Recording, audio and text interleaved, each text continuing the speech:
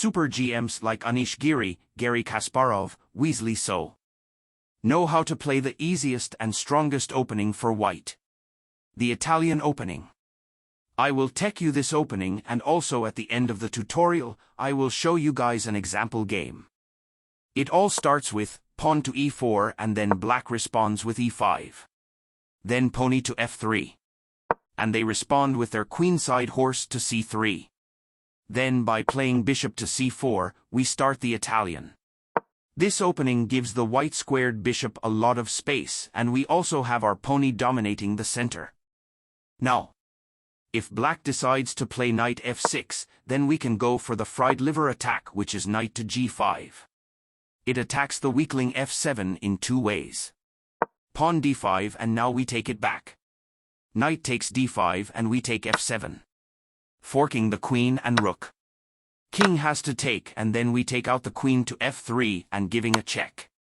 Now king moves to e6 to protect his knight. Now we can bring our knight to c3. Bishop b4 as an counterattack. So we take d5 as check and king moves back. We check again and king e6. Now we play our queenie to g4, checking the queen and also attacking the bishop. King moves and we take the bishop. King moves and again check. From this point, I believe my subscribers can win very easily. Now comes the classical variation. We start the Italian, and after the bishop moves to c4, they play their bishop to c5. Now we push our pawn to c3, knight f6, pawn d3 and pawn d6.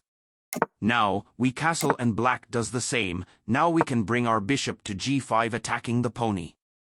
And you already have a better position.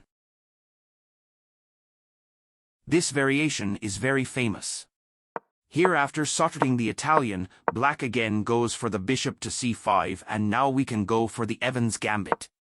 It starts with pawn to b4, bishop takes, pawn to c3 attacking the bishop again. Bishop moves to a5 and we can take out our bishop to a3. Knight f6, and then we can again try for the fried liver attacking f7. Pawn exchange. Same stuff. King babbles, and during which we can castle. King moves. We can take out the rook to e1 and you have a very great position.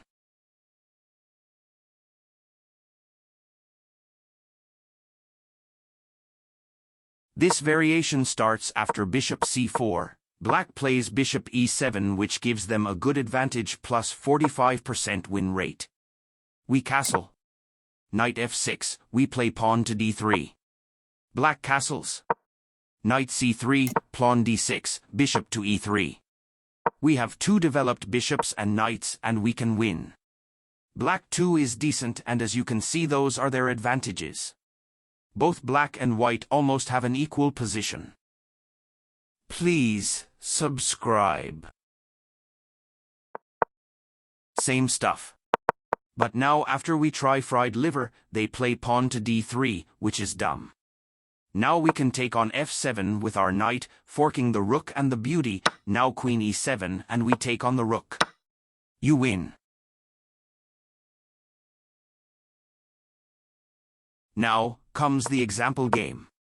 I start off with the Italian and then go for the Evans Gambit. Black accepts it and I continue. But the catch is, black moves back to c5. So, I secure my king by castling. Horse f6 and I go for the fried liver attack. Black castles, so I don't do fried liver. I now attack the bishop with my pawn to d4. Pawn takes back and I ignore it. I go bishop f4. At this moment, as you can see, I have minus 2.7 score. Pawn attacks d5. I take back. Knight to d5 taking back. I think and then I go for a one-move checkmate, so I move queen to h5. Black understands my plan. So he moves rook to d8. So as you can see, only in my previous move my chance, and the next move it rises up to over 5. Now, I take the horse with bishop. Triple attacking f7.